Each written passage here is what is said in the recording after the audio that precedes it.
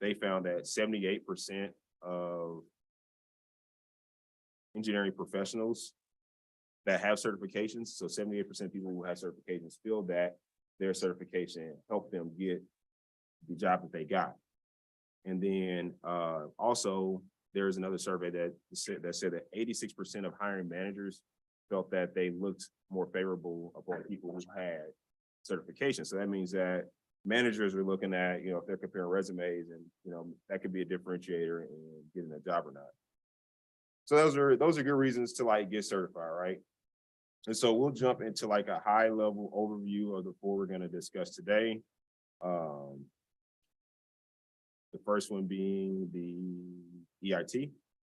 And so the EIT, or the engineering training, basically to get it, you need a bachelor's degree from an ABET accredited program. You need to register and prepare for the fundamentals of engineering exam. And then you need to take and pass the exam. And then you apply for a licensure for that EIT through the state board where you are living at. And the governing body that sort of facilitates the exam and the licensure is the National Council Examiners for Engineering and Surveying. And you notice I have an asterisk up here by the first bullet regarding the actual degree that's required. So you guys may have heard of like engineering technology degrees, like UCM has them. There's a lot of colleges that have EET degrees, is what they usually call engineering technician degrees. And with those degrees, you can still become EIT. There's a couple other loopholes you have to jump through, but you still can get an EIT license without a bachelor's in like engineering or something like that. So several states you can do that in, Missouri being one of them. We had a guy on one team that I was working on. He had I think like not a drafting degree, but an engineering technology degree from UCM. And he was a senior level person, but he wasn't being paid like a senior level engineer at my engineering company. So he took the FE exam, got the EIT, and then he went on to take the PE exam. And then after that, he got like a significant pay increase, had the same exact responsibility, but basically just those letters, mean something apparently. And then the professional engineer. So similarly, a degree from the ABET accredited program, the same thing applies, with the engineering tech degree. Acquire the necessary experience working under a licensed PE. So that's also important. But I'll say that there is some flexibility depending on your state board. So for example, my first year working was with a company that wasn't a consulting firm, but one of the guys there had a license that had expired, but they still counted that experience towards me getting the PE. So it's best to just like, as you're going through the application process, if you've got any like concerns or something, reach out to the state board. Those people are usually pretty responsive, and they usually want to see you get like a license. They're not trying to hold you from taking the exam. I mean, obviously for money reasons, but yeah, that's a way to, if you got some gray area in your application process, just reach out to them. And then again, similar to the FE, prepare for the exam, take the exam and pass it. The exam for the PE is called the Principles and Practice of Engineering exam. And then once you take and pass it, you'll do the same thing. You'll register with your state board. And it's the same governing body as the FE exam. So the National Council Examiners for Engineering and Surveying. Then the PMP, like this exam is beginning to get really popular amongst people. And they've even gone so far as they're expanding it beyond. So the PMP used to be really driven towards IT management, but now they're starting to add on more industrial components of it to make it a more robust certification. But it requires a bachelor's degree, just a bachelor's degree. So it doesn't even have to be like a technical bachelor's degree. And then 36 months of project management experience, and then 4,500 hours of leading and directing projects. When I tell people with this too, like you can get real creative with your application, because you'd be surprised at what project management is. Like that applies to a lot of different things. And then leading and directing projects, it doesn't mean that you have the title project manager at your job and then you're a project manager on a large project. That can mean like a lot of different things, and we can talk about that kind of during the panel discussion. But if you don't have a 4-year degree, if you have an associate's degree, GED, high school diploma, you can still obtain a PMP certification. It just requires more experience or more demonstrated experience. So instead of 36 months, it's 60 months. Instead of 4,500 hours, it's 30 or 7,500 hours. And then you register and prepare for the exam, take and pass it. And then PMI is the governing body for that. So Project Management Institute. And then to me, the more complicated of the certification we'll talk about today, because I just looking this stuff up and trying to research it, I didn't understand a lot. It's because I'm not in this field, so it doesn't apply. But even still, like there's so many different levels. So like the Six Sigma certification, there's several levels that correspond to Six Sigma. And they correspond to like your level of expertise and like the roles you play on a specific project. So you want to choose a level that suits your level of experience and career goals. I imagine that when you graduate college and start day one at a manufacturing plant, you're probably not going to try to apply for the master black belt, for Six Sigma. But maybe after maybe after a year or so, you try to apply for the white belt. And then just as your experience increases and as your different project roles change, you apply for the different types of certifications you get relative to Six Sigma. And similar to the other exams, kind of different. You want to complete a training program from an accredited, recognized organization like the Society of Quality or the International Association for Six Sigma Certifications. And then you take and you pass that exam. And then there are there's several issuing bodies related to Six Sigma. So there's the ASQ, which I previously mentioned, Society of Quality. There's the IASSC, again, the International Association of Six Sigma. And then there's the Council for Six Sigma Certifications. And just during the research, there's a difference between like Lean Six Sigma and Six Sigma. And so I think one is you apply lean principles to Six Sigma, and then the other is just Six Sigma. And different governing bodies will issue those different credentials. And maybe we'll talk a little bit about that during the panel discussion. But speaking of panel discussion, so we are at that point. And so the way we'll do it today is I'll get it started. I'll ask the panel a couple questions and then open it up to everybody. Let's see if I can get my very complicated. They were not ready for these questions either, so they're going to be blindsided. Okay. Well, you don't have to change it. I'm just going to leave it there. Okay, good. All right, cool. All right, so difficult, complex question number one for everybody on the panel. How did your certification impact your level of confidence at work in what you do? And we can start at the end with Veronica, and then we can just work our way. I would say my certifications definitely helped. I'm an industrial engineer, so I was working on a manufacturing floor. So that definitely became very helpful. Not only just contributing to your business bottom line or saving with them, but also we all are held accountable for metrics, and that is the quickest way to get cost savings, is if you use your Six Sigma principles. So I would say that it definitely helped me in my beginning roles. Aaron. Yeah, I would say, as a young Black engineer, having my EIT gave me a big confidence boost. When I first started my role, I definitely got hit with the imposter syndrome. Just having my EIT, just gave me the confidence to say, hey, I deserve to be in this room. Okay, we'll go.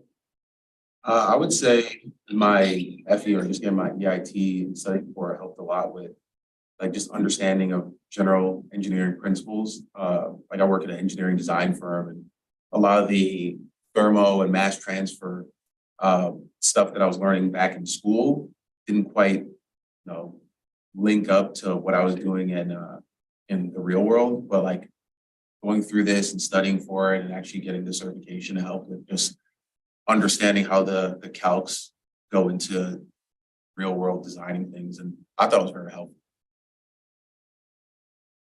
Okay, for me, PMP. So first of all, some letters behind my name that I could put in my signature. So I had none before that. But the second part of that was the PMP was directly related to my to the structure of the organizations that I was working for. So I think I was at UMB at the time, UMB Bank, and I was a construction manager for them, helping them with any new builds and stuff like that. But I didn't realize how much my role was related to the PMP. So once I actually got it and I learned and did all the studying for it, I realized, hey, this is directly related to what I'm doing in terms of stakeholder management and strong matrix organization versus weak matrix organization. Figured out exactly what my organization was and was able to apply it. So that's how it impacted my career. Oh, boy. So for me, I am a licensed electrical engineer. And so, for a Black female woman in this field, I'm gonna first say it's not easy.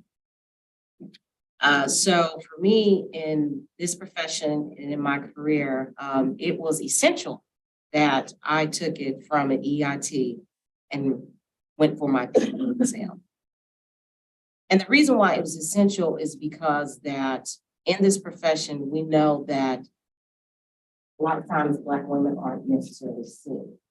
Or, and in my case, when I'm the only one in the room, and a lot of times you'll face that.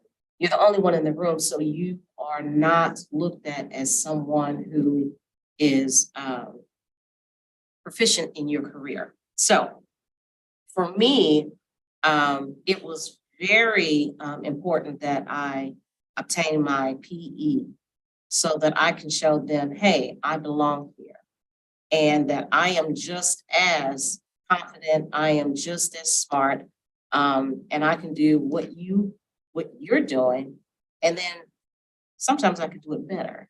So it was really, really important for me to obtain my PE exam and get that license and then show forth that I'm just as strong and just as capable. So. Y'all know Keisha, follow her on LinkedIn. You will learn that about her. She's the nicest person.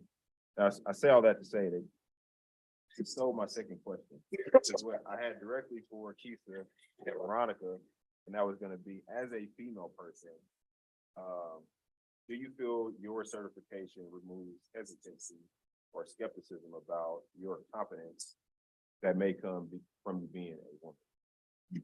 So, I mean, it's always gonna be there, but yes, it does, help to remove it, because I also have experience with PMP, and it's kind of one of those kind of baselining of, you know what I'm talking about. So it's one of those, if you have that same certificate or certification, that I can talk to you eye to eye, and I don't have to break it down as they sometimes do with females, of breaking things down and explaining what's going on. So it's kind of a baseline of, I hope you know what I'm talking about, because you should have had the same test I had or had to have the same knowledge base I do. So you can speak freely, and as Keisha said, you know, have that confidence that you know what you're talking about.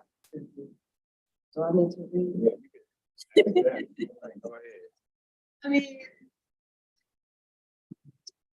like Veronica said, though, you're gonna have some hesitancy regardless, because you are a Black female, right? But when you have those letters behind your name, oh my goodness, you feel like the sky is the limit for you, right? And so, you, like we've been saying, you can go in the room and and there's times that I do this.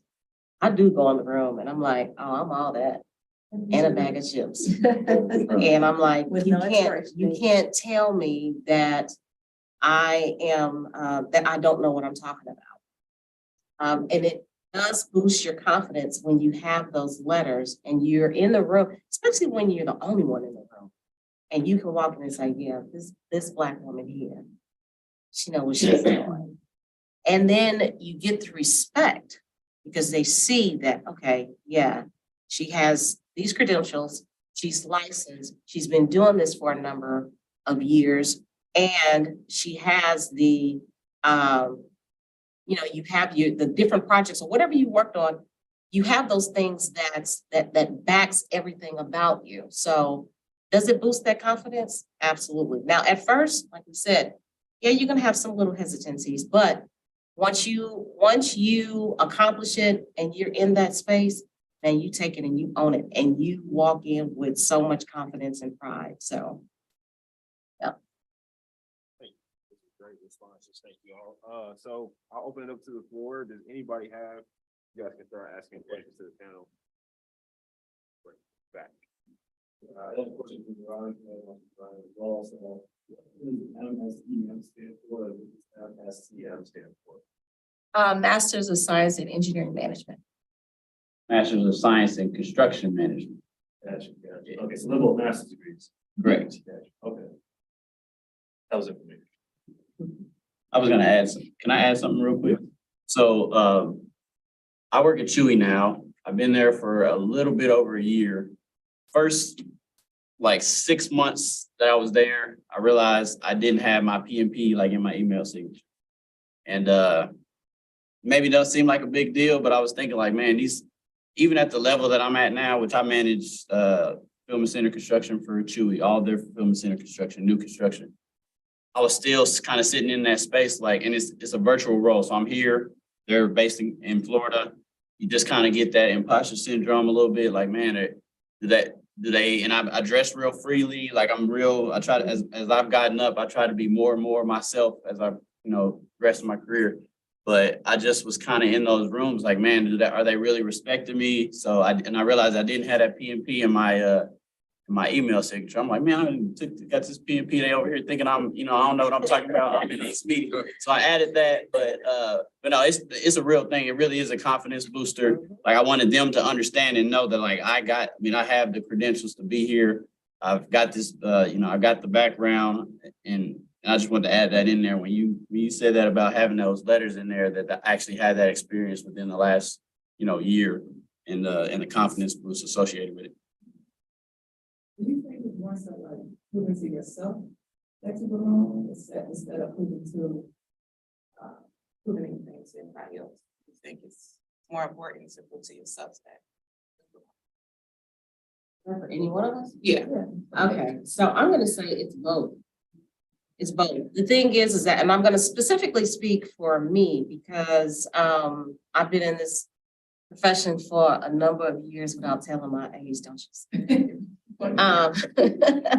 Yeah, I've been in this profession for a very long time. And there has been many a times where I've had people tell me,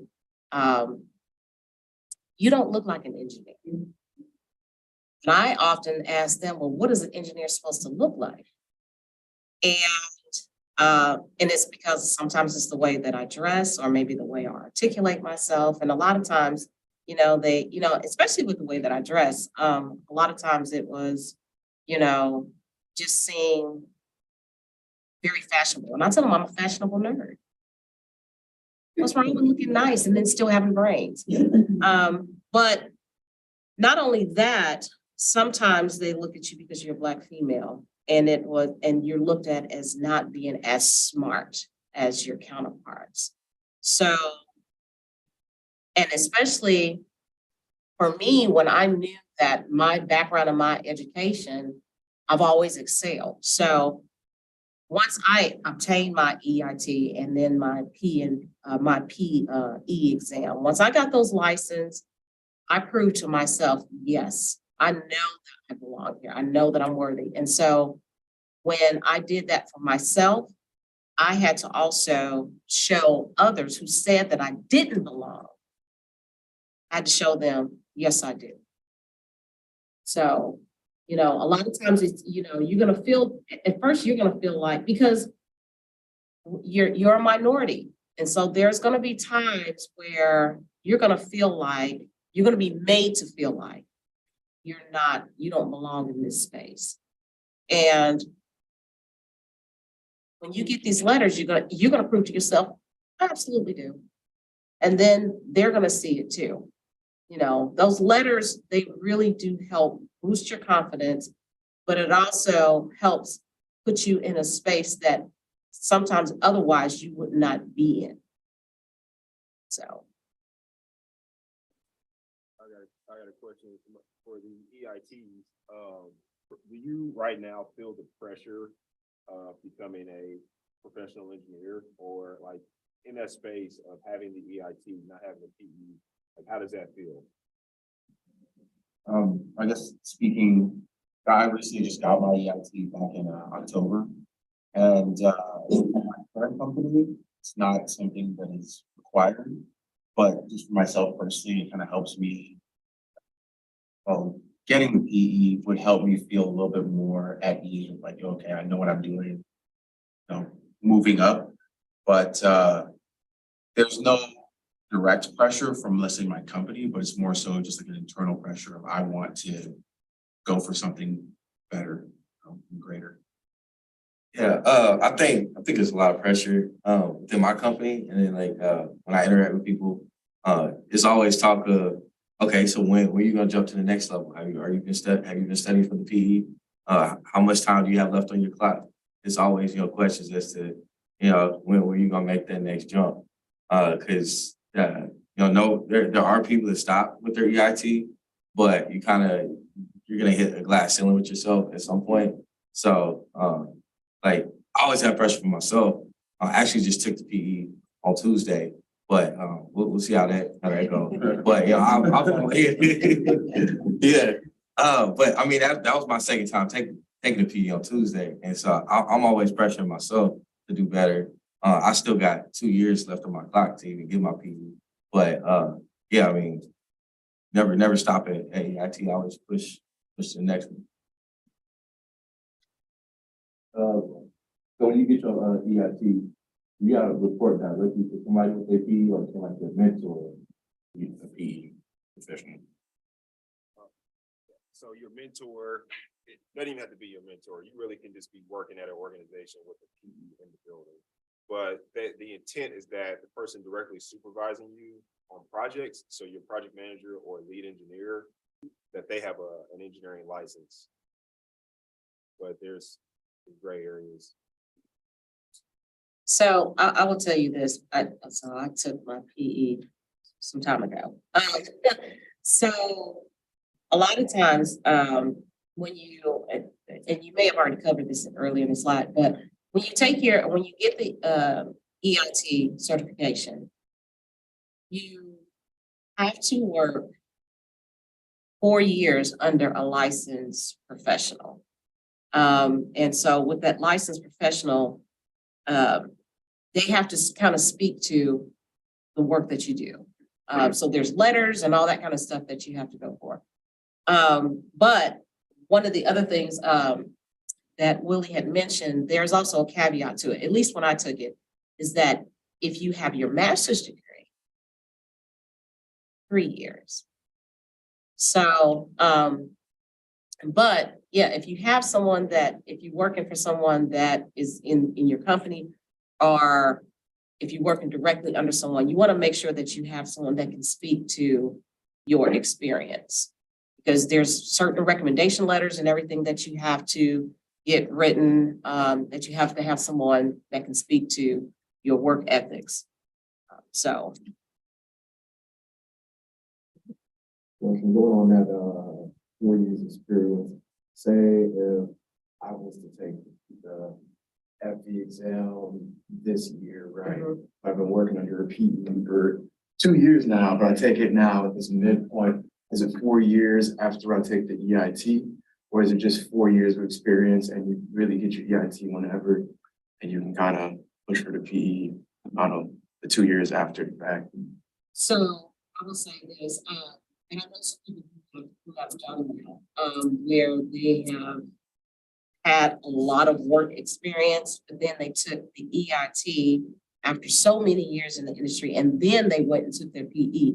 They already have the years of experience behind them. So I would definitely, I know some people who have done that and it was fine, but I would definitely say check with the testing with NCEs check with them and they'll give you the guidance on that.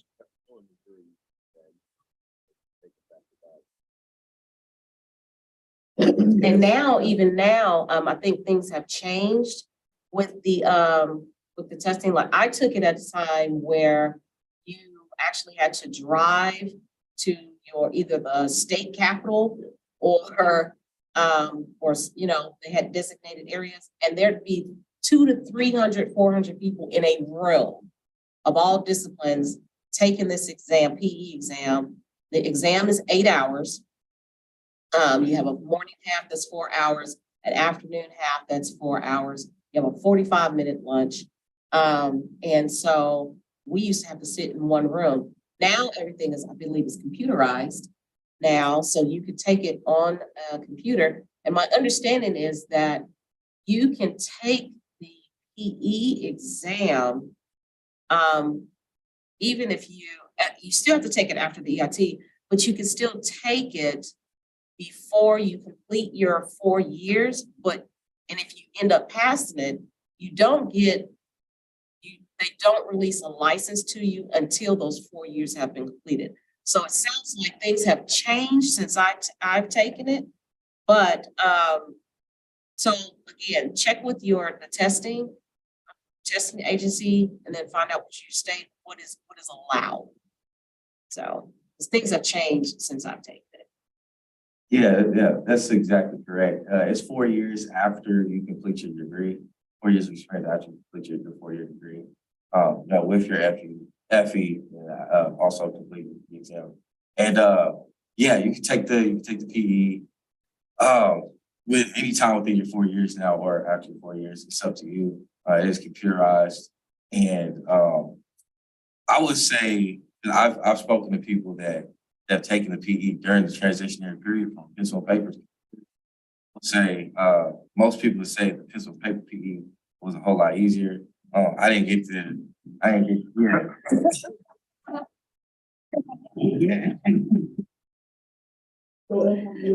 Exactly.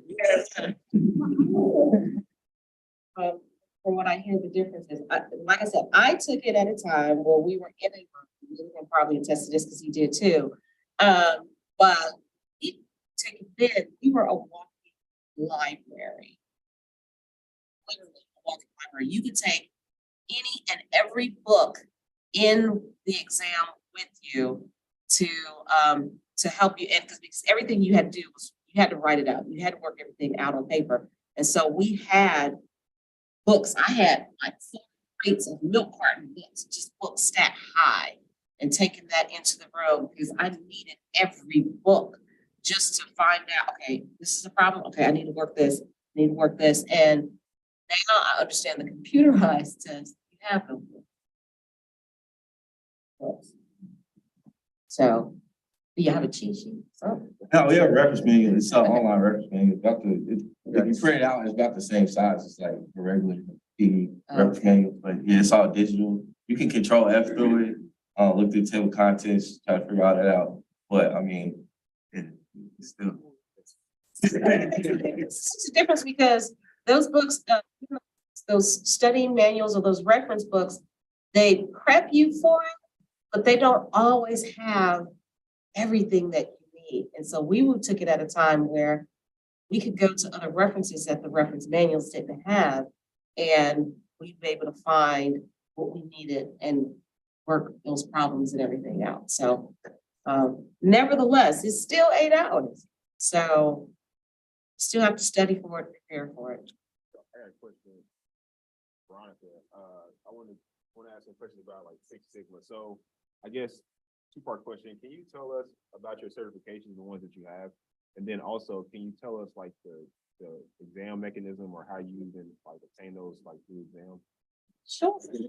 So at Honeywell, it is a requirement for all engineers to have their green belt within a year of working. I have been at Honeywell almost 13 years, and I have seen someone get walked out because they didn't finish their certification.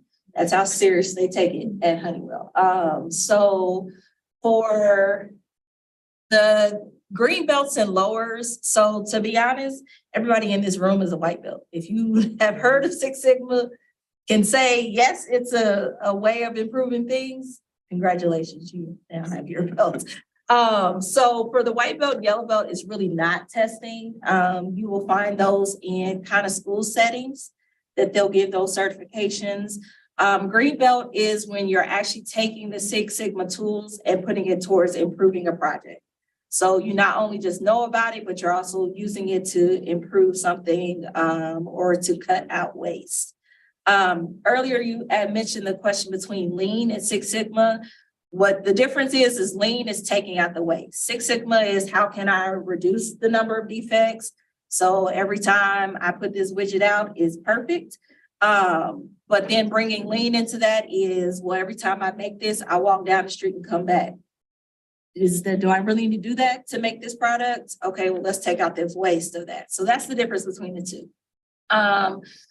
Green belt, usually it is just your demonstration of you did the tools, you understand the tools, and you can put it towards a project. So with a lot of companies like Honeywell, it's an internal certification that, you know, you get signed off. They follow the same practices as the American Society, Quality Society. So it's usually recognized at different places. But when you go higher, talking your black belt, black master, or lean, that is an actual exam that you have to take. It is given by the American Society of Quality. So it is official. Because like I said, when you do green belts and lower, that kind of is place to place that, oh, if I worked at Burns and McDonald's, it's totally different than when I go work at Chewy. So, you know, I know at our site, we'll have people that come in and say, oh, I took it, you know, my green belt, or I did it already somewhere in college. And they look at the background of it and the curriculum, and if it doesn't match up, you still have to take it again. So it depends. A lot of these bigger companies are starting to have more of a robust Six Sigma process. But at the end of the day, it's about putting forth it is certification test, but it's more of what can you do with this certification? Can you explain to me these tools? Can you use it in a project? And if you did, what's the outcome? Grant, what you saying? We got questions online? Okay, and then we'll come right back. Or actually, what were you gonna say? Go ahead, I'm gonna try to get this. Yeah, so for getting your, I guess like Six Sigma and Lean Six Sigma, you have to have demonstrated like continuous improvement experience to be able to get that certification, or can you almost like the EIT just like test for it and then just get it without having to necessarily, like you could study for it and get the certification without having to like demonstrate it in a professional setting? So it's kind of as Keisha said, the testing has changed. So for Lean Six Sigma, you can literally just study and take a test to get that certification. But a lot of people, in order to keep the certification, or a lot of business want to see, well, how did you put it in place? Okay. Yes, you got it, but how are you using it? How are you putting it in place? So for instance, with our green belts at Honeywell, there is a certain amount of tools you have to use and a certain amount of cost savings you have to obtain in order to get it. Same with when you get to your master black belts and black belts, that you have to demonstrate it both to the state you're in or your company you're in, depending on how you're taking the test. But a lot of them are like the PMP, where you still have to keep up hours in what you're doing and contributing. Okay, so, yeah, one more question for the room, and then we're gonna go to the virtual question. The question is for PMP. So as a project manager, how does the PMP apply to, you said you've had several jobs, so you worked at a bank before this, and now you're working at Chewy. How do those principles sort of transcend construction and project management in the various industries you worked in? Okay, so as I mentioned, I got the PMP when I was working at UMB. As an owner, that is an owner role. So what I was doing in the past was working for general contractors in construction. I transitioned to working for UMB in more in an owner role. That's when I attained the PMP. And that PMP, when I got that and I took all this, when I started studying, as I mentioned earlier, it really related to what I was already doing in terms of managing stakeholders. So when you're working in that role as a project manager in the owner role, you're not necessarily managing the construction as much, but you're managing the folks within your organization. So in my case, if I'm building, let's say I'm building a branch for, or excuse me, I'm building a space for like the private wealth group. So I'm working with the private wealth group. I'm working with security group to make sure that they've got all the cameras and everything. You know, I'm working with the network team to make sure that the network is there. But I'm like the overall project manager, making sure the construction happens with the general contractor at the same time, but also managing the internal stakeholders. So that's really what it boils down to. That's the main thing that makes it relate. And when I left UMB during the pandemic, I had first interview, I was just talking, saying something, and the guy was like, "You're showing off that PMP knowledge right there." And I mean, it just goes to show that like these organizations are starting to build up their structures based on some of that PMP knowledge. And I felt like when he said that, I was like, my confidence was good for like the rest of that. And I think the rest of the interview, I had multiple interviews after that. I was good. And I think it directly contributed to to that particular role, me getting that position at Amazon, and then where I'm now at with Chewy. And it is still related. Even this past Friday, I had a meeting with like 60 people on there. And it's like all these different groups that are within Chewy that don't directly have anything to do with the construction necessarily, but have to manage those relationships as well. And that's like the main portion of the PMP and how it could relate to a person in my space in construction. I've got a question online for Veronica. Oh, no, you can't see that. I'll just. It says, to Veronica, at Honeywell, I recently found out our Greenbelt project is not an official certification. My first question is if Honeywell will pay for you to get your official certification, and if Honeywell project prepares you well for the actual certification. So will Honeywell pay for it, and then do the projects you work on prepare you for the certification? So yes and yes. The yes is with the first yes with will they pay for it is with the asterisk. The reason why I say that is because they feel like I gave you the training, you agree, Bill? Don't ask me more questions. Right. But the reason why I say yes is because you talk to your department manager, you can go through your department expenses to pay for your certification. I know a couple people that did that within Honeywell with their black belts, mainly because Honeywell didn't always consistently offer that certification. So if you wanted it, you had to go somewhere else. But yeah, they're not going to just like willingly pay for it or, say, well, we don't compare to Lockheed, so let's not. No, Honeywell's going to say we're the best or the greatest. This is the way it is. But it is very, very similar. So when I went and took the test with the American Society of Quality, it was very similar. A lot of the tools and things I learned through the Honeywell process was very similar to same. So yeah, you can get it paid for. You just probably have to run through a couple extra hoops. But yeah, they will definitely support it. And if you say you are interested, I know at our site, they are starting to do more classes for the pass your green belt, pass your first year class. All right, that was great. We have, can't tell by the time, I think 0 minutes left, so. Real quick on the PMP, like, so you can, I recommend taking a class I think I took a class that was like 2 days a week for 3 hours. Cause it's like a lot of information to take in, and it's more of a different, like, traditional project management. You have to like think like PMP, like the PMP professional. Like some of the answers on the questions is like, okay, this is what I really would do, but this is what they want me to do. This is what they want me to do.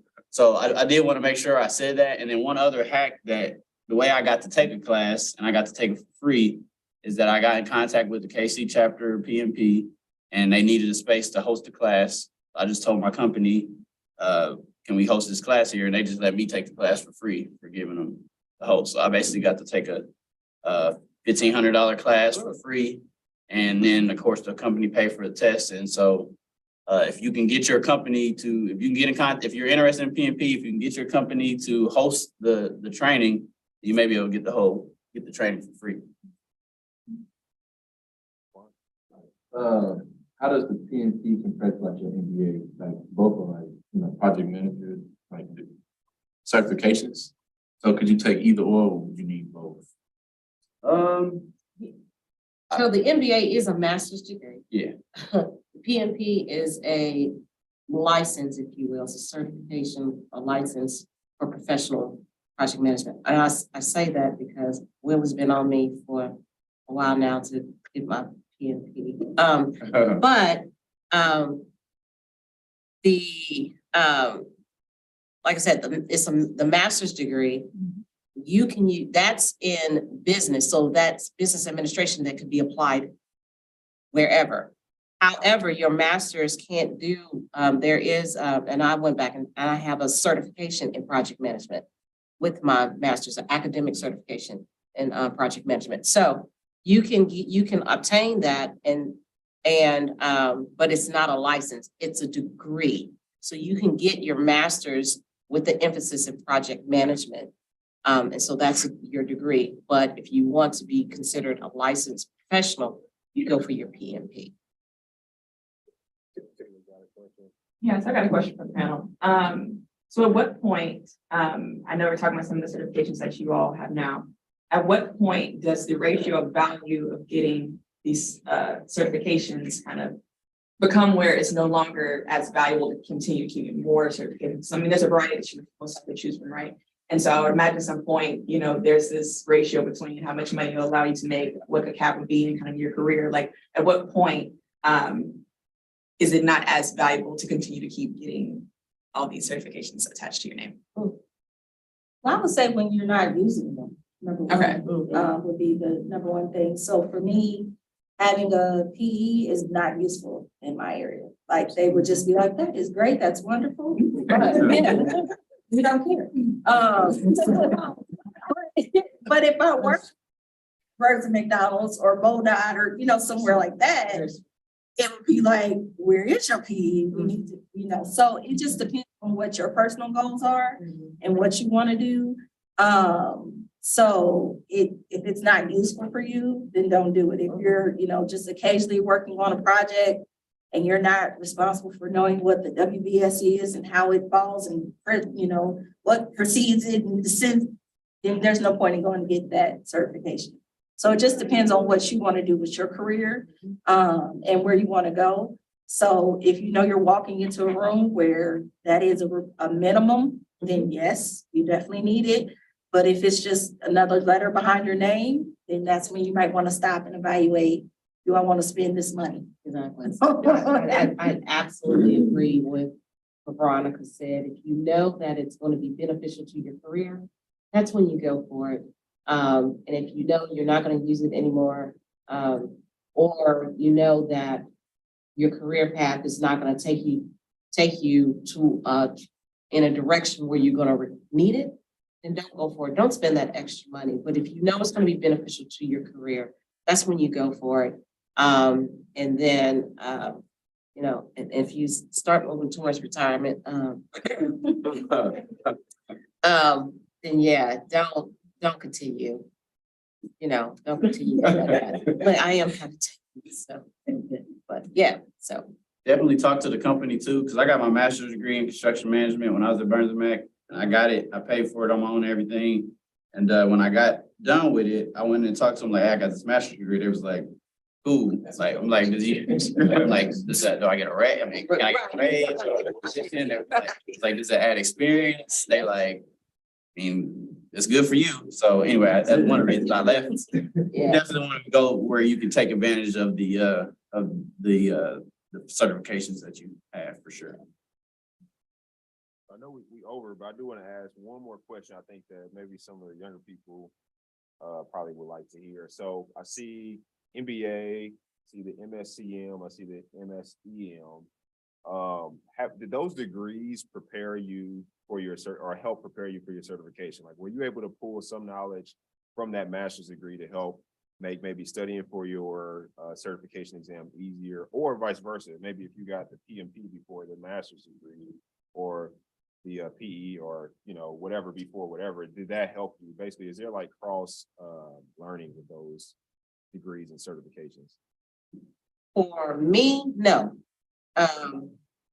The master's degree in business, the courses and everything that I had to take for the degree, it didn't even enter into the exam that I was taking. And I took, like I said, I'm an electrical engineer, so I had a power exam. Everything was dealing with power. So nothing that pertained to business crossed over into the exams and preparing for that. So I would say for me, no. For me, for engineering management, we did have a couple classes that touched on the PMP. And then just in that curriculum in general, we talked about process improvement, which is 6. So for mine, it did. No direct relation on mine other than with the curriculum, but like I did them while I was working. So studying for and getting my master's degree while I was working, some of the same study habits and things that I used for that, I used some of the same stuff when I was trying to get the PMP later. So.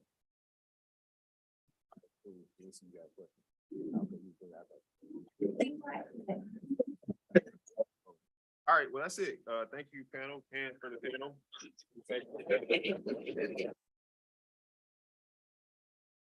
Our next NSBE meeting is, I'm sure Michaela's looking at the date on her phone to tell me.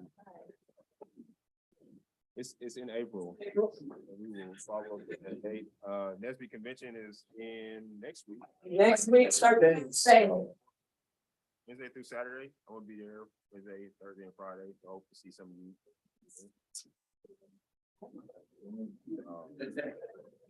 And that's it. Thanks for coming out, everybody. Any announcements? Anybody got anything to say? I just have one, or actually I had a question for the panelists as well. For the people in the room as well, will anybody be there to recruit or, there on behalf of your company, things of the nature? So I know Burns McDonald will be there. You'll be there Wednesday night too, right? Wednesday night, but Thursday, I'm traveling with my job, so I'll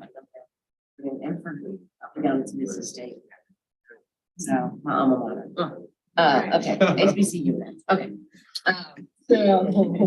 So Burns McDonald there, we'll have some presence at the conference. So. Yeah, and I know this is, everybody's been to one, and if you have not, they'll have hospitality suites as well, so kind of look out for them. Kind of bringing this up so that way you can network in the room if you need to. I know everybody's not necessarily married to the careers right now, so if you need to find another job, make some friends. That'd be really great. And then we have, I know Black Excellence KC, they're supposed to be having a mixer on Thursday and Friday. Yeah. Thursday and Friday?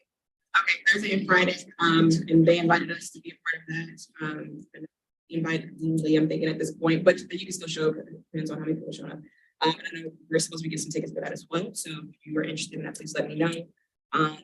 Or Saturday, I have my speech, a little TED talk. Black generational wealth building. So I would love for you guys to support if you're interested in that, hopefully, if you like making money. But yeah, that'll be on Saturday at 1:30, but I'll send out that detail as well. Is there any? So we met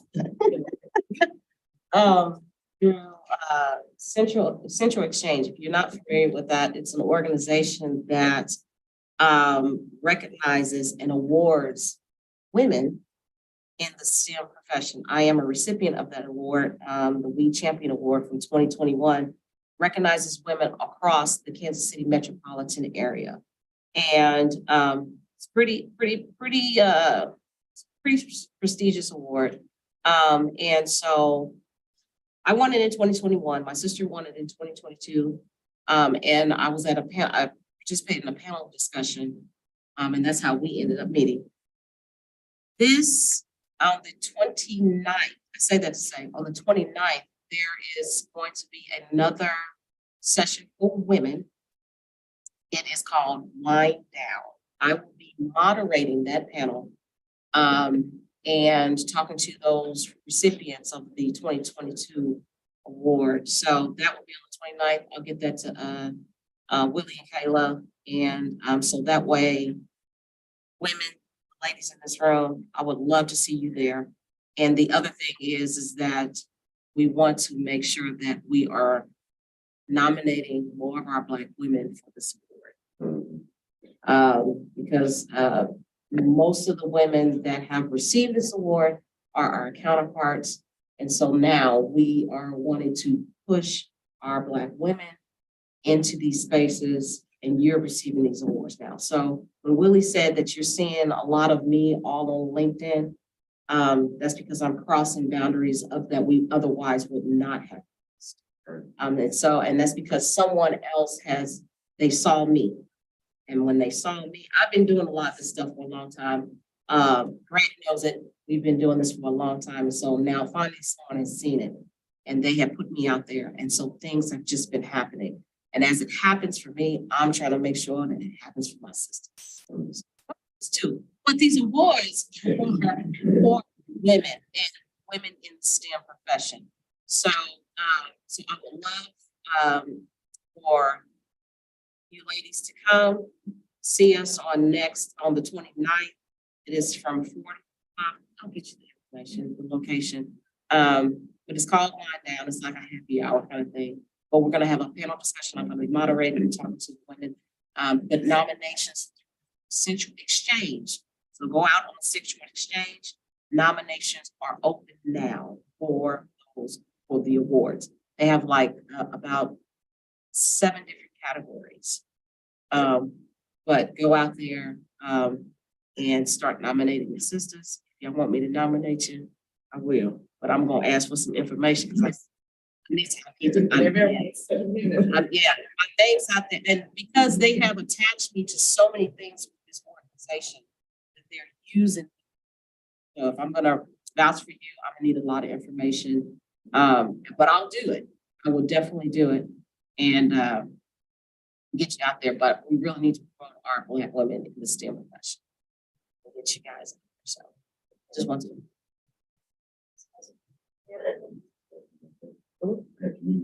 Okay.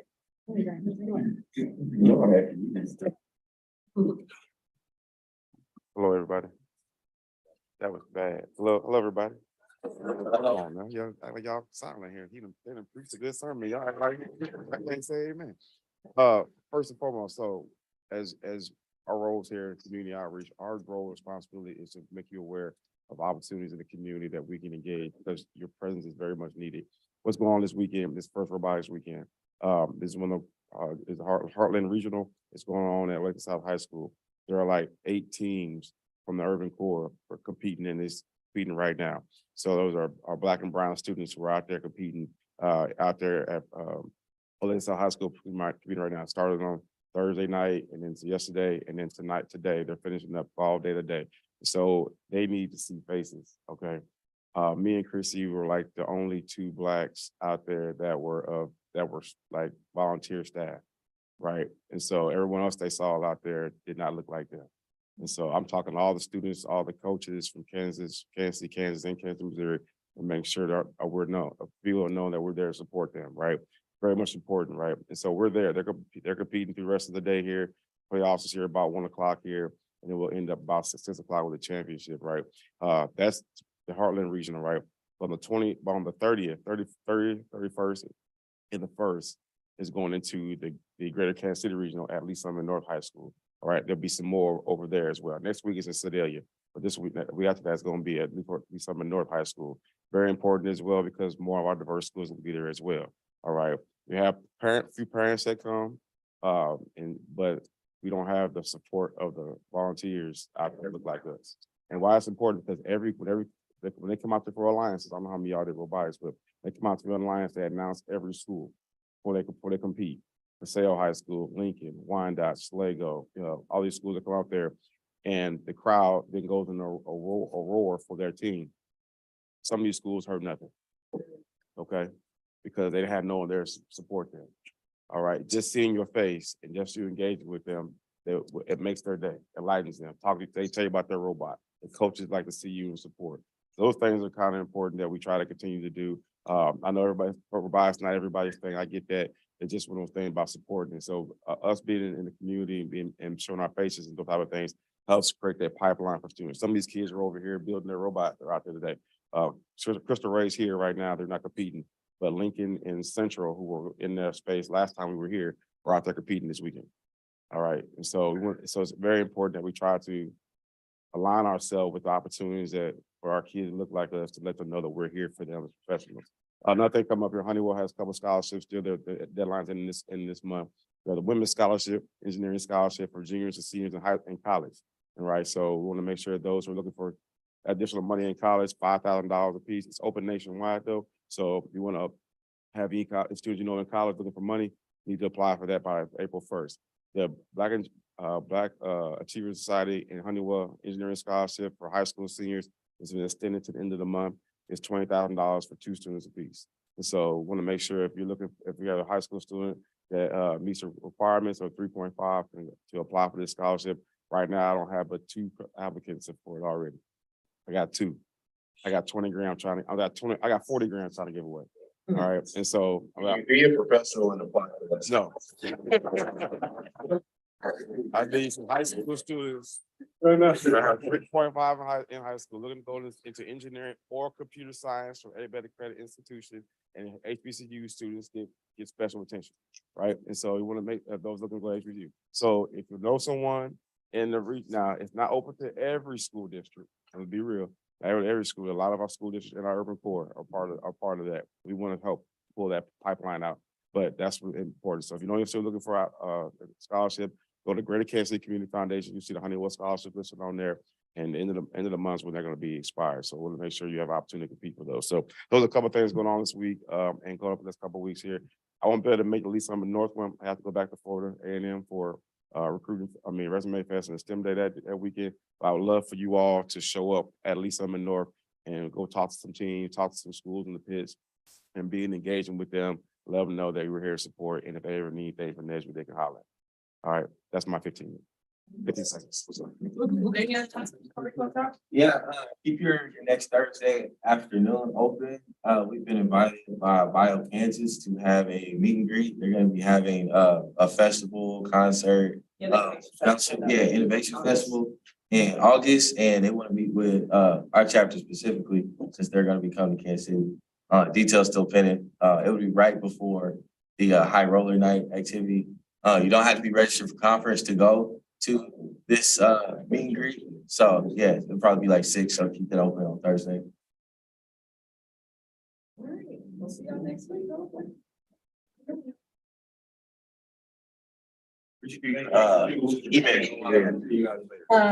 Pay you at least. What you think about it? He's not there for the day.